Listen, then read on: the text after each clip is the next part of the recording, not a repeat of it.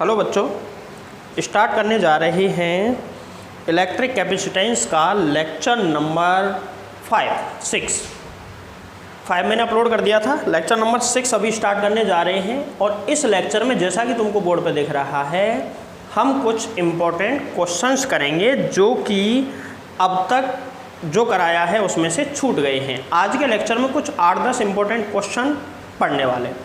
तो सबसे पहले यहाँ पे ये वाला क्वेश्चन दिख रहा है, क्वेश्चन नंबर फर्स्ट। देखो क्वेश्चन नंबर फर्स्ट, इस क्वेश्चन का रिजल्टेंट कैपेसिटेंस निकालना है, मतलब कुल धारिता कितनी होगी इस परिपथ की। तो ऐसे क्वेश्चनों में कई बार बच्चा ऐसी जगह कंफ्यूज होता है, अगर मैं इस पर संधारित्र जोड़ दूँ तो ये क्वेश्चन मैंने करवा दिया, लेकिन इस पर संधारित्र नहीं जुड़ा तो अब ये क्वेश्चन कैसे होगा। तो ऐसे क्वेश्चन को सॉल्व करने का वही तरीका रहेगा जो पहले था। तुम इनको देखो ही मत, इसको कैसे सॉल्व करोगे। इसको सॉल्व करने के लिए ए से बी तक टर्मिनल बना दो, ए और यहाँ पर है बी। यहाँ पर दो संधारित्र हैं, ये दोनों सीरीज में हैं।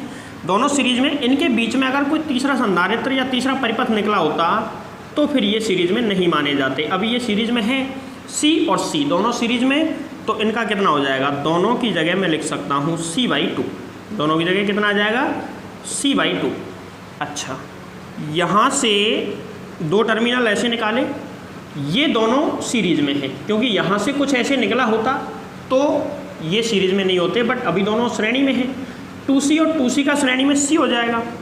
तो अभी यहाँ ये तो C है और इसके ऊपर इन दोनों का मिला के कितना हो गया भैया, ये वाला हो गया C। 2C का C हो जाएगा, आधा हो जाता है अगर सेम है तो, और दो हैं तो। इसके बाद में इधर समझो, C और C/2 तीनों समांतर में हैं। चाहे तो हम इसको ऐसे हल कर सकते हैं, C और C का कर लो 2C, C और C का कितना हो गया 2C, और नीचे क्या चल रहा है C/2 ऐसे। This is A and B। और इसका फाइनल अगर निकालना है तो 2C तो यहाँ पर है और आधा C यहाँ पर है, 2 और आधा 2.5 हो जाता है। 2.5 का मतलब होता है C equivalent is equal to 5/2C। This is final answer. ये तो सरल क्वेश्चन था। अब अगला क्वेश्चन देखो, क्वेश्चन नंबर 2। इस क्वेश्चन नंबर 2 को ध्यान से समझो। इस क्वेश्चन के अंदर ये पॉइंट तो है A और ये पॉइंट है B, A B दोनों पॉइंट हैं। इनके बीच में तुल्य धारिता निकालनी है। तो तुल्य धारिता निकालने के लिए यहाँ पर ध्यान से समझना, कैसे सॉल्व करोगे इसको, कि इस वाले टर्मिनल को छेड़ना नहीं है। अच्छा, ये कईयों को लग रहा होगा, ये वाला जो क्वेश्चन है, देखो इस वाले टर्मिनल को छेड़ो मत, अभी मत छेड़ो। और अब इसमें हम कुछ नई चीज़ ढूंढते हैं, और वो क्या है, देखो यहाँ से अगर मैं इसको, इस वाले टर्मिनल को ऐसे सीधा कर दूं और उसको ऐसे सीधा कर दूं, कईयों को ऐसा लगेगा, देखना ध्यान से, कि ये टर्मिनल है ऐसे, यहाँ से एक टर्मिनल ऐसे आ रहा है ऐसे, दूसरा ऐसे ऐसे आ रहा है। अगर मैं इसको ऐसे सीधा कर दूं ऐसे, ये वाला A पॉइंट और ये वाला B पॉइंट, तो देखो 2 ये सब माइक्रोफैरड है, इसलिए माइक्रोफैरड में लिख नहीं रहा, सीधा आंसर माइक्रोफैरड लिख दूंगा। 4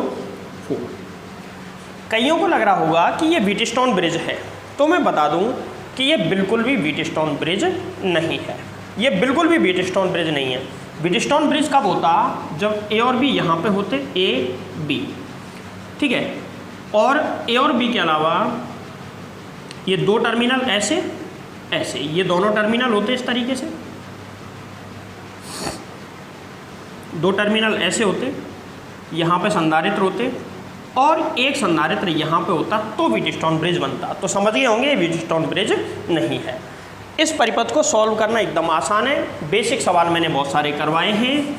तो ये एक्चुअल में ये वाला टर्मिनल ऐसे है, इसको सॉल्व करने के लिए देखो, ये दोनों श्रेणी में, ये दोनों श्रेणी में, ये 4 ये वाला भी 4, तो A और B, यहाँ पे A और यहाँ पर B, बीच में कितना है 2 माइक्रोफैरड, 2 माइक्रोफैरड यहाँ पर है। इन दोनों का सीरीज में हल करेंगे तो इस तरीके से परिपथ बन जाएगा। देखो कैसे, 2 और 2 श्रेणी में है, 2 और 2 श्रेणी को करेंगे तो कितना आ जाएगा 1। 4 और 4 श्रेणी में है, इनको करेंगे तो भी 4 और 4 का 2 आएगा, सॉरी। अब ये तीनों के तीनों समांतर में आ गए। समांतर के लिए C equivalent is equal to 1 + 2 + 2, final answer 5 microfarad. तो देखो कई बार क्या है, हमको क्वेश्चन थोड़ा सा अजीब लगेगा, दिखने में क्वेश्चन अजीब हो सकता है, बट एक्चुअलिटी उस क्वेश्चन को अगर हम एक अच्छे डायग्राम, इस डायग्राम को इस डायग्राम में रिप्लेस करने में कुछ नहीं है। बी को मैंने यहाँ से पकड़ के ऐसे कर दिया है और ए को सीधा कर दिया है, बस इतना ही तो किया। यहाँ पे कोई संधारित्र है नहीं तो सीधा कर सकते हैं, क्या दिक्कत आ रही है, कोई टर्मिनल बीच में आ ही नहीं रहा। तो हमने इन टर्मिनलों को जैसे ही सीधा किया, ये कंडीशन बन जाती है और ये सवाल हो जाएगा। ठीक है, इस तरीके से सवाल करने हैं। अब आते हैं हम अगले सवाल पर। ठीक है, अगले सवाल को देखो, क्वेश्चन नंबर 3। क्वेश्चन नंबर 1 और 2 ऐसे सॉल्व कर लो। क्वेश्चन नंबर 3, क्वेश्चन नंबर 3 देखो क्या है। क्वेश्चन नंबर 3 कुछ ऐसा है कि परिपथ कुछ इस टाइप से जुड़ा हुआ है, देखना ध्यान से। यहाँ पे बैटरी है, कितने भी वोल्ट की बैटरी जोड़ दे, ये जैसे 5 वोल्ट 10 वोल्ट लिख दे तो उससे कंफ्यूज नहीं होना। क्यों कंफ्यूज नहीं होना है, क्योंकि हमको तुल्य धारिता निकालनी है। तुल्य धारिता में बैटरी का कोई काम नहीं है, कितने भी वोल्ट की हो भले। यहाँ से एक टर्मिनल ऐसे कनेक्टेड है, यहाँ से दूसरा टर्मिनल इस तरीके से। संधारित्र एक यहाँ पर है, एक संधारित्र यहाँ पर है, एक यहाँ पर है, सभी जगह एक संधारित्र जोड़ दिया। एक यहाँ पे जोड़ दो, एक यहाँ पर, और चाहो तो यहाँ पर भी जोड़ दो अगर जोड़ना चाहो तो। ठीक है, इस तरीके से। ये 20 वोल्ट की बैटरी है। C सभी की धारिता C है, इन सब की धारिता कितनी है C। अब हमसे पूछ रहा है कि इस परिपथ की तुल्य धारिता कितनी होगी, ये निकाल के बताओ। तो इस परिपथ की तुल्य धारिता निकालने के लिए इस परिपथ को कहाँ से हल किया जाए कि आसानी से तुल्य धारिता इसकी निकल जाए। तो कहाँ से हल करेंगे समझो। देखो भैया, बैटरी से सबसे दूर जाओ, ये बैटरी है, बैटरी से सबसे दूर वाला पॉइंट ये है या ये है। यहाँ से इसको सॉल्व करना शुरू हम करेंगे नहीं, इसको सॉल्व करना यहाँ से शुरू करेंगे। गौर से देखो, यहाँ पर ये ऐसे ऐसे आके ऐसे आते हुए इस तरीके से यहाँ पे पहुँच जाओगे, तो बीच में कोई टर्मिनल अगर ऐसे आता कहीं और जुड़ता तो हम मान लेते कि ये दोनों श्रेणी में नहीं है, लेकिन अभी ये दोनों श्रेणी में हैं। श्रेणी में है तो C और C को श्रेणी में हल करोगे तो क्या आएगा C/2। चलो इसका नेक्स्ट परिपथ बनाते हैं। बैटरी यहाँ पे जुड़ रही है, तो बैटरी से यहाँ से टर्मिनल, बैटरी को मैं हटा देता हूँ और इनको टर्मिनल मान लेता हूँ। ये A पॉइंट आ गया और नीचे आ गया B पॉइंट। बैटरी इसीलिए जोड़ी है कि A और B पॉइंट ये है। अब देखो बाकी परिपथ सेम टू सेम रहने दो, ऐसे ये जुड़ रहा है और एक और जुड़ रहा है इसी तरीके से, और इनके बीच में यहाँ पर एक संधारित्र है, एक संधारित्र यहाँ पर है और एक संधारित्र यहाँ पर है। ठीक है, ये C और ये C दोनों का कितना हो गया, दोनों को हो जाएगा C/2, और दोनों के दोनों इस पॉइंट पे जाके जुड़ेंगे। तो मैं इसको ऐसे जोड़ देता हूँ, ऐसे घुमा के यहाँ पर, ये हो गया C/2, C C C C और C। बोलो कोई दिक्कत? मैंने अभी तक कुछ नहीं किया है, मैंने अभी तक इन दोनों का श्रेणी क्रम में रिजल्टेंट निकाल के C/2 निकाल दिया और ये परिपथ ऐसे बन गया। अब इसको इसी तरीके से लगातार आगे बढ़ाते जाओ। अब देखो अगले परिपथ में किसको हल करें। अगले परिपथ में तुमको दिख रहा होगा कि ये दोनों समांतर में आ चुके हैं। समांतर में आए C और C/2, तो समांतर में C और C/2 को हल करने पे कितना आएगा 3C/2। कितना आएगा, इन दोनों को हल करने पे आएगा 3C/2। करके देख लेना। नेक्स्ट परिपथ बनाते हैं। तो this is A point and A के बाद में एक संधारित्र और B पॉइंट के बाद में भी एक संधारित्र, और यहाँ से आगे चल के एक संधारित्र यहाँ पर भी जुड़ा हुआ है। इन दोनों को हल किया तो इन दोनों की जगह पे कितना आ गया, इन दोनों की जगह पे आ गया 3C/2। ठीक है, और कहाँ कहाँ कौन कौन सा टर्मिनल है, एक ये वाला टर्मिनल रह गया है, ये यहाँ से ऐसे कितना आ गया C C C C, और इनकी जगह 3C/2 कितना आ गया। अब देखो ये वाला और ये वाला, ये तीनों के तीनों सीरीज में आ गए। ये तीनों के तीनों सीरीज में आ चुके हैं। अब ये सीरीज में आए तो सीरीज में इनको हल कर लो एक बार, ठीक है। इन तीनों को सीरीज में हल करो और हल करने के बाद में इनका आंसर निकाल लो। देखो इनका आंसर कितना आता है, तीनों का आंसर मैं निकाल के बताता हूँ। ये तीनों सीरीज में, सीरीज के लिए फॉर्मूला होता है 1/c equivalent is equals to 1/c plus 1/c plus 1/3c/2। इसको मैं लिख सकता हूँ 2/3c। 3c/2 आएगा, 2 पर पहुँच गया, ठीक है। तो देखो यहाँ पे इन तीनों का इक्विवेलेंट कितना है, इसको c डैश मान लो। चलो 1/c dash is equal to यहाँ पे 3c एलसीएम। 3c एलसीएम आया तो यहाँ पे 3 + 3 + 2 कितना आ गया, c डैश बराबर फाइनली कितना आ गया, उल्टा कर देना इसको 3c/8। 3c/3 3 3 3 6 और 2 8, 3c/8 c डैश की वैल्यू आ गई। और c डैश इन तीनों का परिणामी है, ऐसा मान लो। c डैश क्या है, इन तीनों का परिणामी। नेक्स्ट डायग्राम बनाते हैं। नेक्स्ट डायग्राम, ए पॉइंट यहाँ पर है, ए पॉइंट के बाद में एक संधारित्र है, संधारित्र गया, संधारित्र अब नहीं बचा, ठीक है। इन तीनों की जगह एक ही काम में ले लो, ऐसे यहाँ से घुमा के वापस ले आओ b। इन तीनों की जगह पे एक काम में ले सकता हूँ और उसकी जगह c डैश है, c डैश बराबर कितना है 3c/8, ठीक। अब कौन सा बचा, ये वाला और ये वाला। तो ये संधारित्र में यहाँ पे जोड़ देता हूँ c, और एक यहाँ पर जोड़ा हुआ है ऐसे, इसको भले सीधा जोड़ दो कोई दिक्कत नहीं है। ये भी कितना है c, भाई इसको ऐसे जोड़ा हुआ है, सीधा जोड़ दो, क्या फ़र्क पड़ रहा है उसमें, ठीक है। देखो अब ये दोनों के दोनों किस में आ गए, समांतर में। इनको समांतर में हल कर लो। इनको समांतर में हल करेंगे तो ये जुड़ जाएंगे, और जुड़ेंगे तो इनकी जगह पे कितना आएगा, देखो c + 3c/8। इनको जोड़ेंगे तो एलसीएम आएगा 8 एलसीएम आया, 8 यहाँ पे 8c +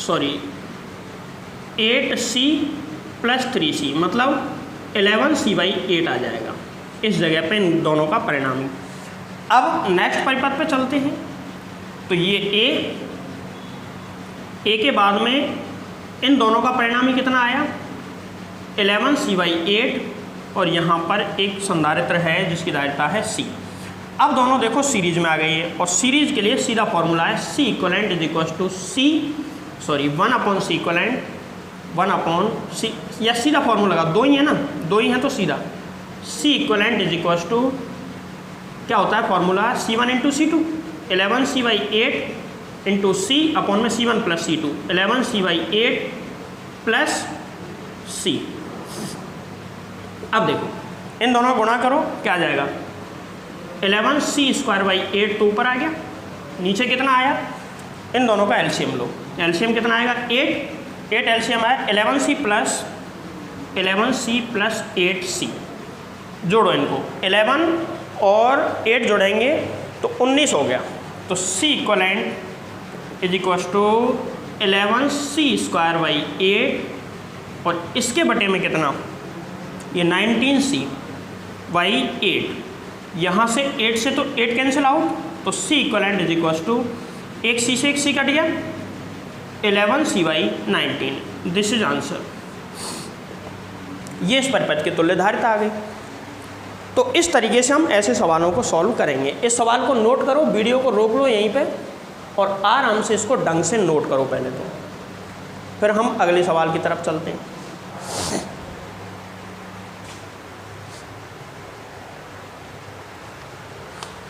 देखो क्वेश्चन नंबर 4 उतार लो आराम से, वीडियो को रोक के उतार लेना पूरा।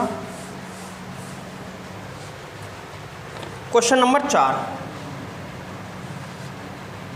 और फोर्थ क्वेश्चन ऐसा है कि मान के चलो ये क्वेश्चन दे दिया तुमको, 4 और 5 एक जैसे ही क्वेश्चन है, बस थोड़ा सा अंतर है।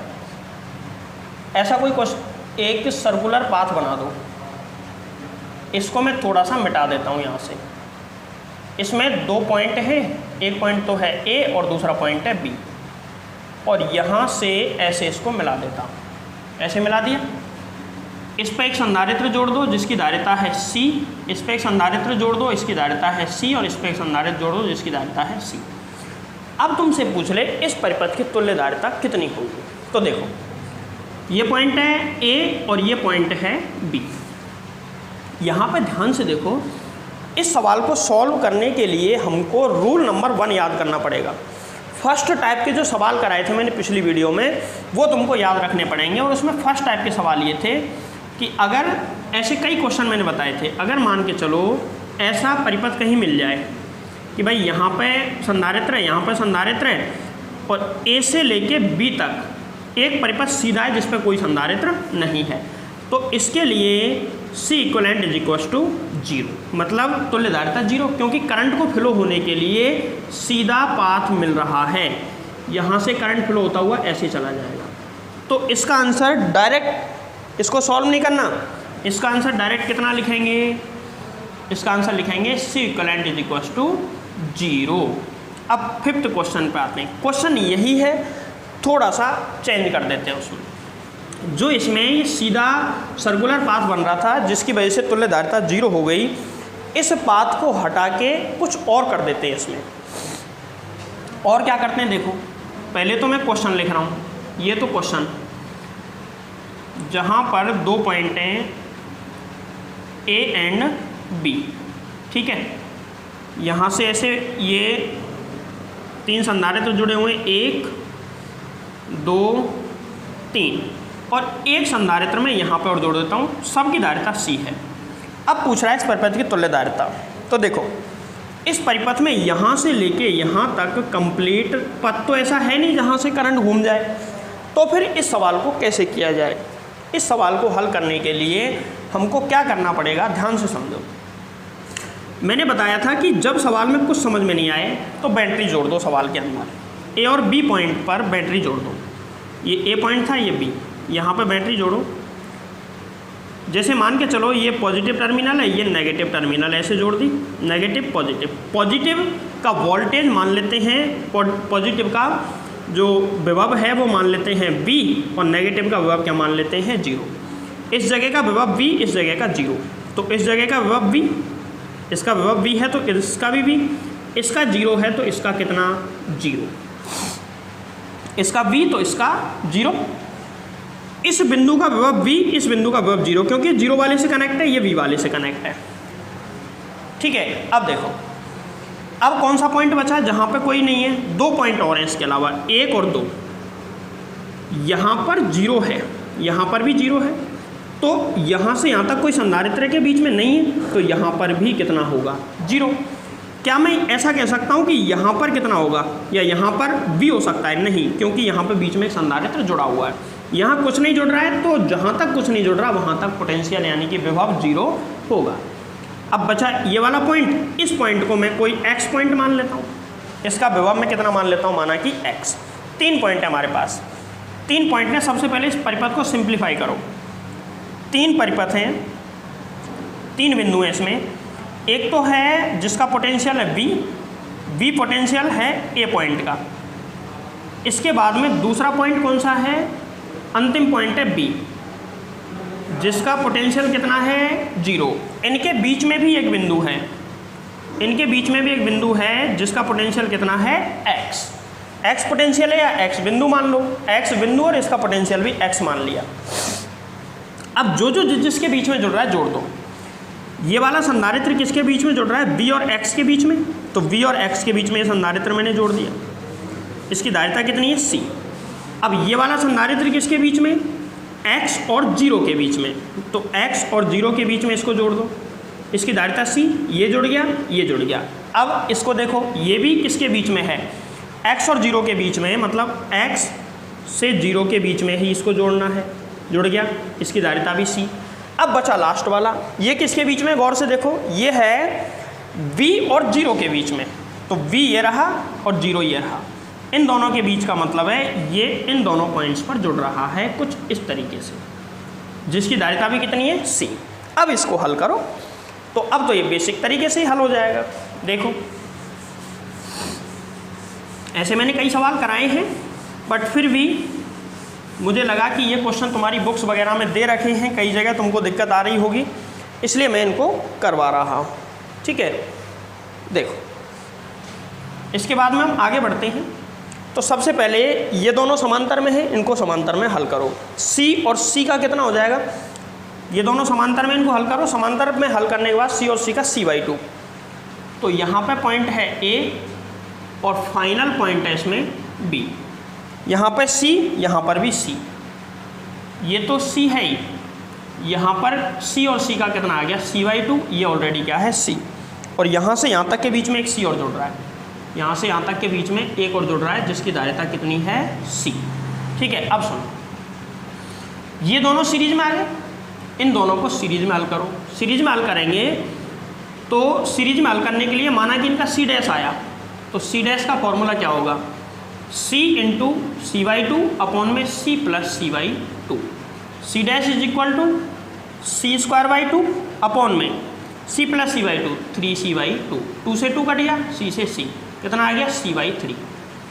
कितना आ गया इसका 3C/, नहीं गलत आया, इसका कितना आएगा देखो, एक बार वापस सॉल्व कर लेते हैं। C into C/2, C into C/2, C plus C/2, तो C' इज इक्वल टू कितना C²/2 अपॉन में ये कितना एलसीएम लो, C प्लस C/2 3C/2 ही होगा, 2 से 2 कट गया, C से, सही है, C/3 आएगा इसका। C' is equal to C/3। ठीक, अब देखो नेक्स्ट डायग्राम क्या बनेगा, लास्ट डायग्राम। नेक्स्ट क्या, लास्ट कहो इसको, A और यहाँ पे पॉइंट कौन सा है B। इन दोनों के बीच में जो संधारित्र वो C' है, C' बराबर कितना है C/3। और इसके समांतर में कौन है, एक संधारित्र जिसकी धारिता कितनी है C। अब ये दोनों समांतर में है तो C इक्वलेंट, समांतर के लिए सीधा C' प्लस C, C' की वैल्यू C/3 प्लस C/1 मान लो, तो C equivalent is equal to, LCM लो इसका, एलसीएम कितना आएगा 3, तो ऊपर C प्लस 3C, कितना 4C/3। This is final answer. इसकी धारिता इतनी आएगी। तो वीडियो को पॉज कर लो आराम से और इस सवाल को भी एक बार नोट कर लो। अच्छा सवाल है ये दोनों सवाल एक जैसे ही हैं, बट दिखने में एक जैसे लगते हैं, बाकी एक्चुअल में आंसर इनके बिल्कुल अलग अलग हैं, मैकेनिज्म भी बिल्कुल अलग अलग है इनकी। फिर चलते हैं हम question number next, question number 6 देखो। क्वेश्चन नंबर 5 तक हो गए, क्वेश्चन नंबर 6, क्वेश्चन नंबर 6 और 6 क्वेश्चन कुछ ऐसा है, थोड़ा सा अलग है। देखो जैसे कि व्हीटस्टोन ब्रिज वाले क्वेश्चन करवाए मैंने, अब व्हीटस्टोन ब्रिज के 2 क्वेश्चन समझ लो। अगर मान के चलो ऐसा कोई सवाल दे दिया जाए, चलो सवाल ही बना देता हूँ मैं, तरीका तो बता दिया मैंने ऑलरेडी, एक सवाल बना के बता देता हूँ मैं। ऐसे करके एक संधारित्र है, संधारित्र संयोजन का चित्र है इस तरीके से, यहाँ पर A बिंदु है, यहाँ पर B बिंदु है, ठीक है। और संधारित्र की धारिताएं कुछ इस प्रकार हैं, इसकी तो है C और इधर वाले की है 3C।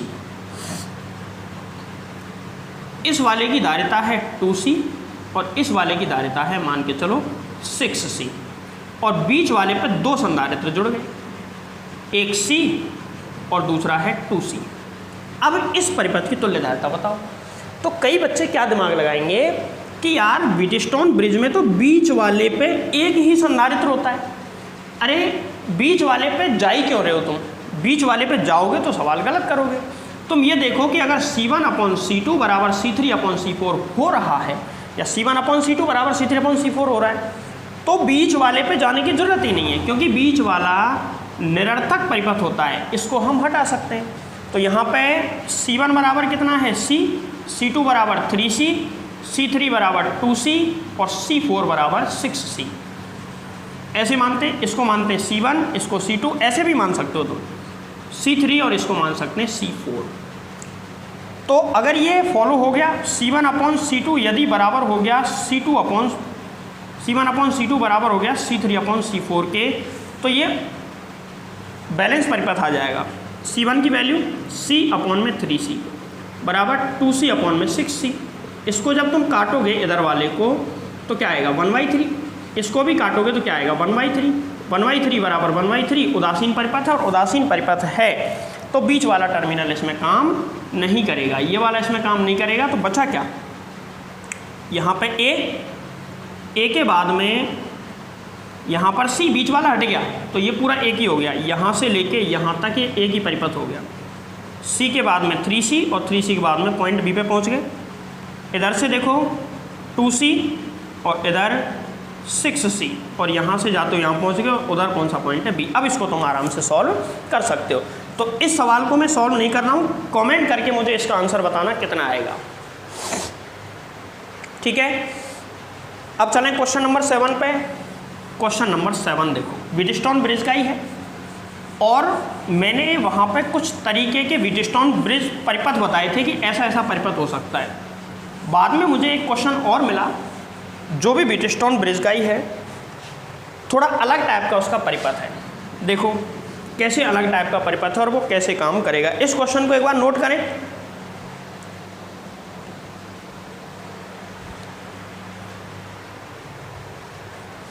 देखो अगला क्वेश्चन नंबर 7 क्वेश्चन कुछ ऐसा है, ये परिपथ है, इस तरीके का परिपथ बना दो, इसका सेंटर पॉइंट पकड़ लो, लगभग सेंटर से इसको मिला दो, इसको भी मिला दो,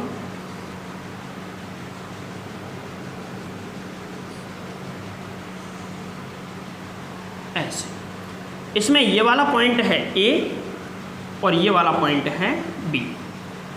यहाँ पर एक संधारित्र इसके समांतर में, इसके पास में, और एक संधारित्र यहाँ पर, एक यहाँ पर, एक यहाँ, एक यहाँ और एक यहाँ। ये एक परिपथ बना दिया, और अब तुमसे पूछ रहा है कि ए और बी के बीच में परिपथ की तुल्यधारिता ज्ञात करो। तुल्यधारिता निकालनी है, चलो तुल्यधारिता निकालते हैं। इनकी वैल्यू देखो कितनी कितनी है, इनकी वैल्यू सबकी मैं लिख देता हूँ। इनकी वैल्यू है, यहाँ पर है 1, यहाँ पर है 2, 6, 3, 6 और इसकी 2 और 2, ये इनकी वैल्यूज़ हैं। अब तुमसे पूछा है ए और बी के बीच में तुल्यधारिता निकालो। तो सबसे पहले इस परिपथ को थोड़ा सरल करने की कोशिश करो। सरल करते हैं। देखो इस पॉइंट से इस पॉइंट के बीच में कोई संधारित्र नहीं है, इस पॉइंट से इस पॉइंट के बीच में कोई संधारित्र नहीं है, मतलब ये एक ही पॉइंट इसको मान सकते हो। तो इस परिपथ को हम सरल करने की कोशिश करते हैं। तो सबसे पहले देखो, इन दोनों को समांतर मान सकते हैं क्या? इन दोनों को समांतर मान सकते हैं? नहीं, क्योंकि इनके बीच में ये और ये अटके हुए हैं। अगर यहाँ पर मैं एक संधारित्र जोड़ दूँ तो ये भी समांतर नहीं होंगे, ध्यान रखना। लेकिन अभी यहाँ पे कुछ नहीं जुड़ा है, तो इन दोनों को हम समांतर मान सकते हैं। कोई अवरोध, कोई दिक्कत बीच में इनके है नहीं। क्लियर? 2 और 2 समांतर में है, तो 2 और 2 का कितना हो जाएगा? 4। 2 और 2 का 4 हो जाएगा। तो नेक्स्ट डायग्राम इसका ऐसे बना सकते हैं हम। ये ए पॉइंट के बाद ऐसे इसको मिला दो, और पास में मिला लो, गली छोटा डायग्राम बनाना हो तो ऐसे, और इसके बाद में ऐसे इसको मिलाते हुए ये एरो का जैसा सिंबल बन गया। यहाँ पे 1 माइक्रोफैरड है, 2 माइक्रोफैरड, यहाँ पे कितना 6 माइक्रोफैरड, और ये वाला कितना 3 माइक्रोफैरड, ये वाला कितना 6 माइक्रोफैरड, और ये टोटल कितना बन चुका है? 2 और 2 4, और ये वाला पॉइंट है बी। अच्छा, जब हमने इसको सॉल्व किया समांतर में, उसी समय एक काम करो, इन दोनों को श्रेणी में सॉल्व कर लो। ये दोनों सीरीज में हो सकते हैं? अरे बिल्कुल हो सकते हैं। क्यों नहीं हो सकते? क्योंकि यहाँ से यहाँ तक आ रहा है, दोनों सीरीज में है। भाई इनके बीच में अगर कोई टर्मिनल यहाँ से ऐसे जाता या और कहीं जाता तो ये श्रेणी में नहीं थे, लेकिन अभी तो ये किस में है? श्रेणी में। 3 और 6 श्रेणी में, इसलिए इनको श्रेणी में हल करो। श्रेणी में हल करेंगे तो श्रेणी में हल का फॉर्मूला होता है 1/c'। इन दोनों का परिणाम में c' मान लेता हूँ, तो c' कितना आएगा? यहाँ पे हल कर देता हूँ, 1/c' बराबर 1/3 + 1/6, या सीधा फॉर्मूला लगा लो, c' बराबर 3 × 6 / 3 + 6। कितना आया? 3 × 6 18/9 बराबर 2 माइक्रोफैरड। c' बराबर कितना आ गया? ये 2।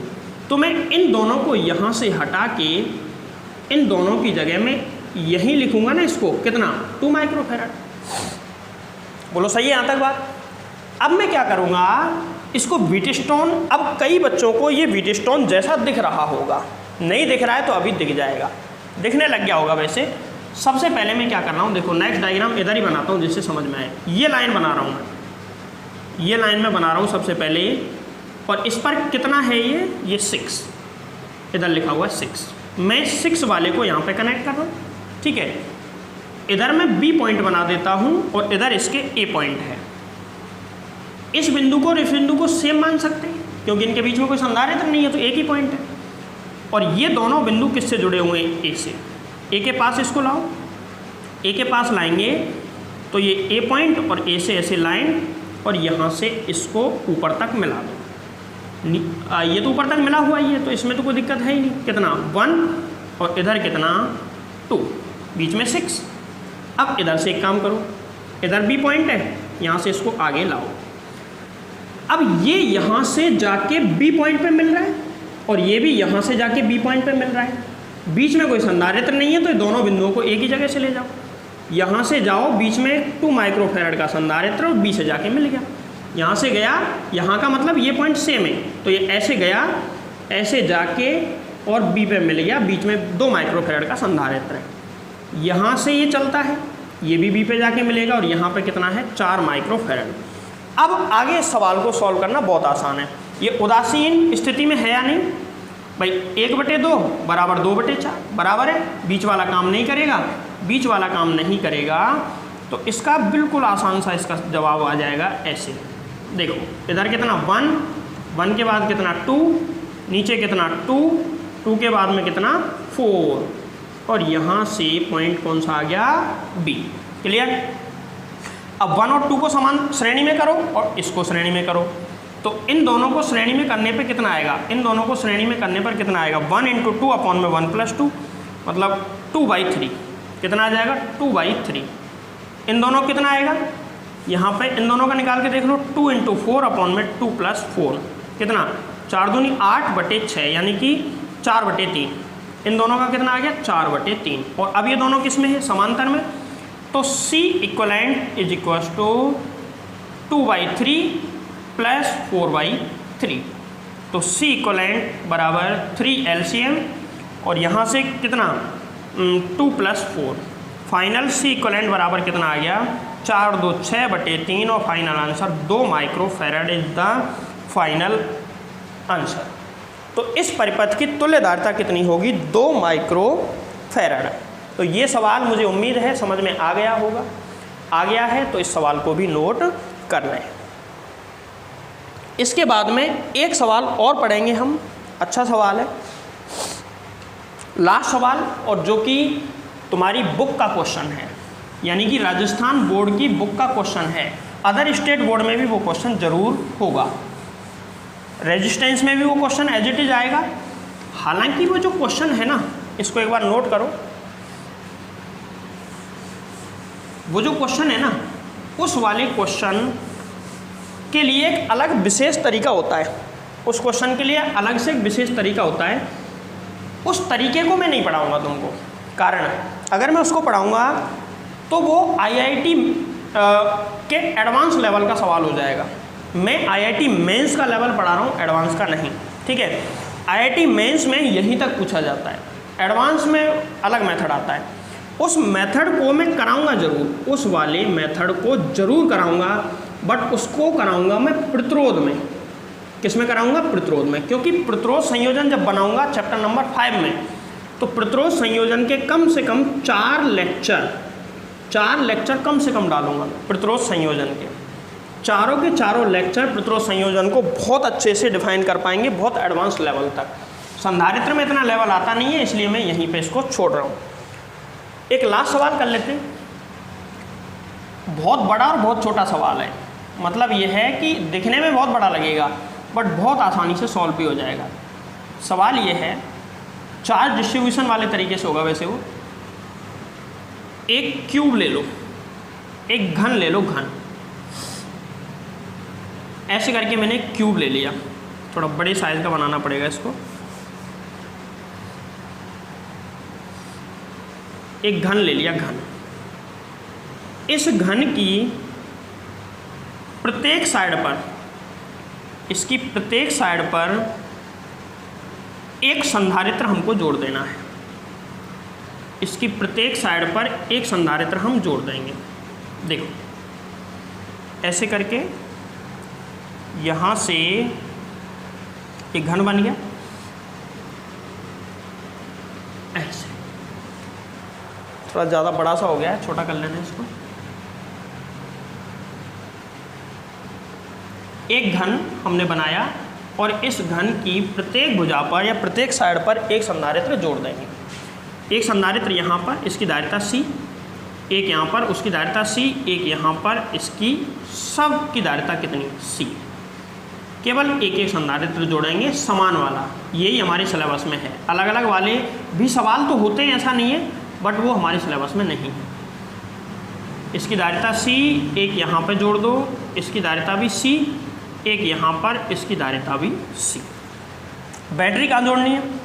बैटरी जोड़नी है इसके डायगोनल यानी कि विकर्ण पर। इसके डायगोनल पर हमको इसकी बैटरी जोड़ देनी है। बैटरी मतलब कहाँ पर? जो घन होता है, घन के दोनों कोनों पर, इस तरीके से जो दोनों कॉर्नर होते हैं उस पर हमको बैटरी जोड़नी है। अब ये सवाल कैसे हल होगा? इस सवाल को हल करने के लिए देखो, हम 2 मिनट के लिए, वैसे तो चार्ज डिस्ट्रीब्यूशन और उसके बाद व्हीटस्टोन उसके बाद में किरचॉफ लॉ वगैरह लगा के होते हैं एक्चुअल सवाल, बट हमारे सिलेबस में जिस तरीके से इनको दे रखा है वो बताता हूँ। हमने एक टॉपिक पढ़ा था जिसका नाम था समविभव बिंदु। कौन सा टॉपिक था? समविभव बिंदु, इक्विपोटेंशियल पॉइंट्स।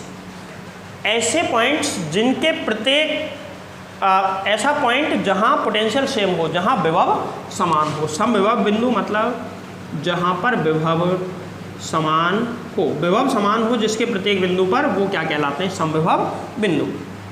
अब देखो, अगर मैं बैटरी को जोड़ता हूँ यहाँ से, ध्यान से समझना, अगर यहाँ से टोटल 3Q चार्ज फ्लो होके जाएगा तो इधर एक यहाँ पे संधारित्र जोड़ना भूल गए थे, यहाँ यहाँ यहाँ तीनों एक जैसे रास्तों पे जाएगा, तो इधर भी चार्ज जाएगा Q, इधर भी चार्ज जाएगा Q, इधर भी चार्ज जाएगा Q। ठीक है, इस वाले संधारित्र पे गौर से देखो, इस पॉइंट पर, इस पॉइंट पर, इनके बीच में अगर मुझे विभवांतर निकालना है तो V बराबर होता है Q/C। यहाँ से यहाँ तक विभवांतर निकालूंगा, इस बिंदु का विभव निकालूंगा तो V बराबर Q/C। अगर मैं इस बिंदु का विभव निकालूँ तो यहाँ पे भी Q/C आएगा, क्योंकि आवेश Q, धारिता C। यहाँ पर भी कितना आएगा? Q/C। तो इस बिंदु का, इस बिंदु का और इस बिंदु का विभव समान। सेम इधर से, अगर मैं इधर से चार्ज डिस्ट्रीब्यूशन करके देखूं तो इस बिंदु का विभव, इस बिंदु का विभव और इस बिंदु का विभव समान आएगा। तो अगर मैं इन बिंदुओं का नामकरण कोई कर दूं, चार्ज डिस्ट्रीब्यूशन को शो मत करना क्योंकि तुम्हारे सिलेबस से अब वो चीज़। ठीक है, देखो यहाँ पर मैं इसका नाम, ये तो A और B है ही, बाकी का नाम डाल देता हूँ मैं, जैसे कि इसका A, P, Q, R, S, T, U, और कहीं बचा क्या? बचा तो V लिख देंगे वहाँ पे। ठीक है, कौन कौन से बिंदु आपस में समविभव है? क्या मुझे बताओ, जो U वाला बिंदु है और S वाला बिंदु आपस में समविभव है? नहीं, आपस में समविभव होते तो C काम ही नहीं करता। हाँ, ये वाला बिंदु, ये वाला बिंदु और ये वाला बिंदु, ये तीनों आपस में समविभव हैं, जहाँ पर डायरेक्ट कोई संधारित्र कनेक्ट है ही नहीं। तो यहाँ पे लिखेंगे, यहाँ S R, S, R, P आपस में समविभव हैं, आपस में समविभव हैं। इसी प्रकार U, T, ये वाला Q, U, T, Q भी समविभव है, समविभव है। इन्हें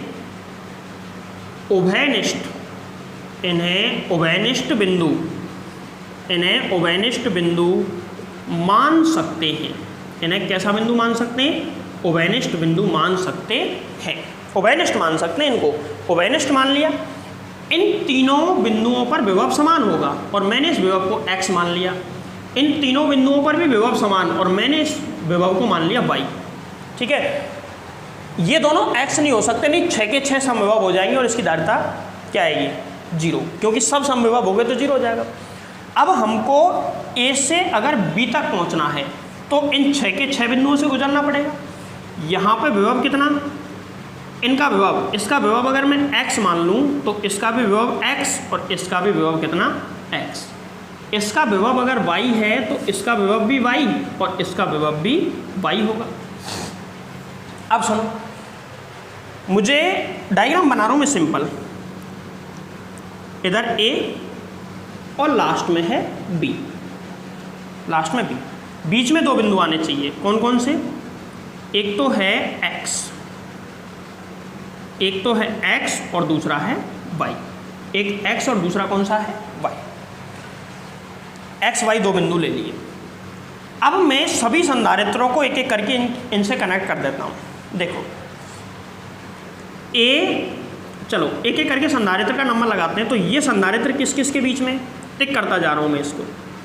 ये वाला संधारित्र किस किस के बीच में बताओ, ये है A और X के बीच में, A और X के बीच में यहाँ पे मैंने जोड़ दिया, जिसकी धारिता कितनी है, C।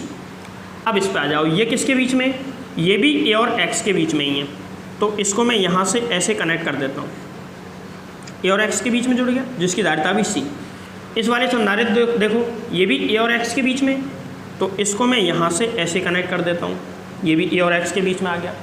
आगे देखो, इस वाले पॉइंट की मैं बात कर, अब इस संधारित्र पे आ जाओ, इस वाले संधारित्र पे, ये वाला, ये संधारित्र कहाँ है, ये है x और y के बीच में। x और y ये रहे, इनके बीच में है, जिसकी धारिता कितनी है, C। अब आगे चलते हैं, इस वाले को देखो, ये कहाँ है, x और y के बीच में। x और y के बीच में एक और जोड़ दो, ये x और y के बीच में एक और जुड़ गया, C। आगे देखते हैं और कहाँ है, और बीच वाले से पकड़ लो, ये देखो इधर x इधर y, x और y के बीच में ही है, तो ये भी है x और y के बीच में। ठीक है, आगे चलते हैं, आगे देखो ये वाला संधारित्र कहाँ है, x और y के बीच में, तो ये भी x और y के बीच में, तो और इसको बढ़ा लेते हैं, ये भी x और y के बीच में ही है, इसकी धारिता कितनी, C। और कहाँ है, ये रहा, ये देखो ये भी x और y के बीच में ही है, तो इसको भी x और y के बीच में कनेक्ट कर देते हैं, इसकी धारिता C। और कौन सा बचा बीच में, बीच में और कौन सा बच रहा है, ये वाला, ये तो b और y के बीच में है। x और y के बीच में कोई बचा या हो गए सब, एक और बचा होगा, 6 होने चाहिए टोटल। ये देखो ये रहा, ये भी x और y के बीच में, तो इसको मैं यहाँ से ऐसे कनेक्ट कर देता हूँ। कैसे कनेक्ट कर लो, एक ही बात है, ये भी, इसकी धारिता भी कितनी, C। अब बचा ये वाला, ये किसके बीच में, y और b के बीच में, y और b के बीच में, जिसकी धारिता कितनी है, C। ये वाला, ये भी है y और b के बीच में, इसकी धारिता भी कितनी, C। ये वाला देखो, ये भी है y और c के बीच में, इसकी धारिता भी कितनी, बोलो, C। ये परिपथ बन के आया। अब इसको सॉल्व करना कोई मुश्किल काम नहीं है, दुनिया का सबसे आसान सवाल अब ये बन जाएगा। 10th क्लास का बच्चा भी अगर उसको फॉर्मूला बता दिया जाए तो इसको कर देगा। चलो करते हैं। तो समांतर में हल करने के लिए सीधे सीधे जुड़ जाते हैं, सीधे सीधे जुड़ेंगे तो इसका नेक्स्ट परिपथ क्या बनेगा, देखो C C C 3C, यहाँ पे कितने, 1 2 3 4 5 6 6C और ये 3C। यहाँ पर एक तो आ गया 3C, 3C के बाद में 6C, 6C के बाद में 3C, और ये A से B के बीच में हम पहुँच गए। बोलो सही है। C इक्वलेंट निकालेंगे तो 1/C equivalent is equals to 1/3C plus 1 में 6C प्लस 1 में 3C। 1/C equivalent is equals to 6C LCM 2 + 1 + 2, और यहाँ से C equivalent is equals to 6C/5। उल्टा कर दिया है मैंने, ठीक है। उल्टा मतलब ये क्या आएगा, बराबर 5 में 6C, और हमको 1/C इक्वलेंट नहीं निकालना, C इक्वलेंट निकालना है। तो कितना आ गया, 6C/5। ये इसका फाइनल आंसर है। बस क्वेश्चन नंबर ये कौन सा था, 8वां क्वेश्चन था शायद, जो भी था। इस तरीके से आज की वीडियो को करते हैं यहीं पे एंड। ये सवाल मैंने तुमको करा दिए हैं, इस सवाल को नोट कर लो। ये सवाल वो थे जो कि रह गए थे, अब तक के क्वेश्चनों में से जो रह गए थे वो ये सवाल थे। इसके बाद में हम कल नया टॉपिक पढ़ेंगे जो कि टॉपिक का नाम है संधारित्र के बीच में अगर हम परावैद्युत भर दें, परावैद्युत पहले तो होता क्या है और इसके बीच में भर दें तो क्या फ़र्क इसकी धारिता पर पड़ेगा।